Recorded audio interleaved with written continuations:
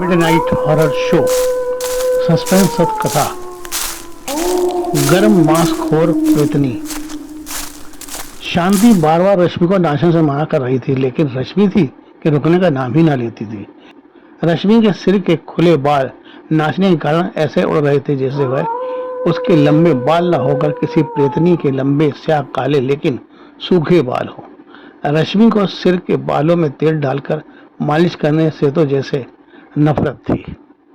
शांति अपनी रसोई से आई, देखा रश्मि अभी भी उसी गति से नाचे जा रही थी। उसके चेहरे पर थकान का कोई चिन्ह नजर नहीं आ रहा था। शांति अपनी बेटी रश्मि को खड़े होकर बड़े ध्यान से देखे जा रही थी। फिर अचानक से जोर से चीखी, रश्मि पागल हो गई है क्या? पैर टूट जाएंगे तेरे। अब बस कर, कोई कंपटीशन में नहीं जाना है तेरे को जो ऐसे नाची जा रही है। कहती हुई शांति कमरे के बाहर हो गई।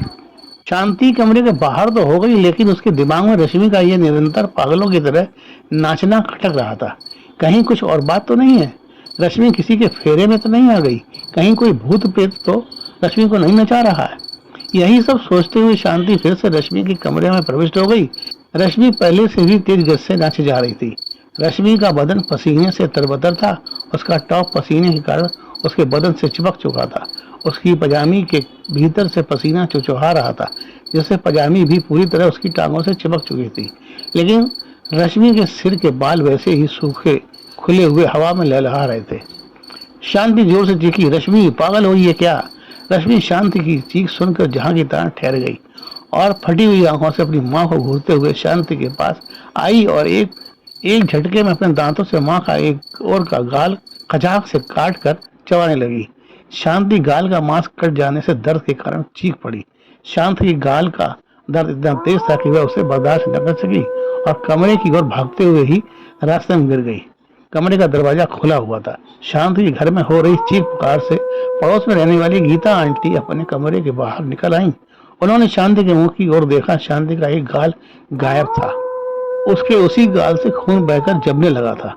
गीता आंटी ने कमरे के भीतर देखा, जहां रश्मि बैठी अपनी माँ के गाल का मांस बड़े स्वाद से खा रही थी। आंटी ने जैसी रश्मि को मांस खाते देखा तो आंटी के होश उड़ गए। वे तुरंत अपने घर में वापस गईं और अपने पति संतोष को पकड़कर पड़ोस के घर में जहां शांति पड़ी थी वहां ले आईं। संतोष ने रश्मि को मांस खाते देखा। वे देखते ही समझ गए कि यह रश्मि नहीं, कोई प्रेतनी है जो इस समय रश्मि के सिर पर सवार है। रश्मि को तो बाद में देखना, पहले शांति को जल्दी से अस्पताल पहुंचाना होगा। संतोष ने फटाफट एम्बुलेंस को कॉल लगाई। एम्बुलेंस भी पलक झपकते ही आ गई। आंटी ने शांति के घर का दरवाजा बाहर से बंद कर दिया और शांति को लेकर वे और संतोष अस्पताल पहुंच गए, जहां डॉक्टरों ने शांति का उपचार शुरू कर दिया। अब तक संतोष ने पुलिस को सारी घटना बतलाकर शांति का पता बता दिया था। पुलिस की टीम रश्मि को पकड़ने उसके घर पहुंच गई। पुलिस ने संतोष की निगरानी में शांति के घर का दरवाजा खोला। रश्मि कमरे में नाचे जा रही थी। उसके मुंह में खून लगा हुआ था, लेकिन वह उन सबसे बेखबर थी। महिला पुलिसकर्मी रश्मि को पकड़ने के लिए जैसे ही उसके पास पहुंची, रश्मि ने झट से उस महिला पुलिसकर्मी की छाती को जोर से काट लिया और पूरा मांस लेकर एक किनारे खड़ी होकर रश्मि उस मांस को खाने लगी। इस घटना से सारे पुलिसकर्मी दहशत में आ गए और रश्मि को कैसे पकड़ा जाए इस पर विचार करने लगे। तभी इंस्पेक्टर विक्रम की एक युक्ति काम आ गई। उसने एक मोटी रस्सी का फंदा बनाया और रश्मि के गले में दूर से फेंक कर डाला। फंदा इतना बड़ा था कि वह रश्मि की छाती पर आकर अटक गया। इंस्पेक्टर ने रस्सी के फंदे को एक झटके से खींच दिया, जिससे रस्सी रश्मि के सीने पर कस गई। अब रश्मि इंस्पेक्टर की गिरफ्त में थी। कुछ पुलिसकर्मियों ने घायल महिला पुलिसकर्मी को फटाफट एम्बुलेंस पर डाला और वहां से अस्पताल ले गए। ये लड़की तो किसी आदमखोर जानवर से भी खूंखार बन चुकी है। ये कोई साधारण लड़की नहीं, ये तो जिंदा मांसखोर प्रेतनी है। अब इसका क्या किया जाए? इंस्पेक्टर विक्रम खड़ा यही सोच रहा था। दोस्तों, इंस्पेक्टर विक्रम रश्मि को कहाँ ले जाएगा? क्या उसे पागल खाने में भर्ती कराएगा?